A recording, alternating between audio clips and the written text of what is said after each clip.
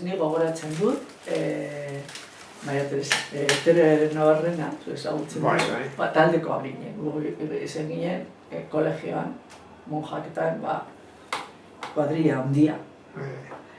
Eta baten, esan zuen, pues mi padre es rojo. Eta galditxo ginen, begiratu genion dena. Eta, claro, ni dana pikoteratzen nuen, da jo nintzen etxera, esan nion amari, Maria Tere Navarrena naita gorria da. Basurria aita bebai, adiós. Eta jani, eskema guztia, porque bortzatzaileak, hain violentoak, ez dakize, parakino monjak esan da. Eta nire aita ezagutu, eta esaten duen, ez da posible. Hau ez da posible. Nola esan diteke hain persona gaiztoa? Eta nire aita, osean, inoiz ez zuen hitzik altu bat egiten, osea, eske.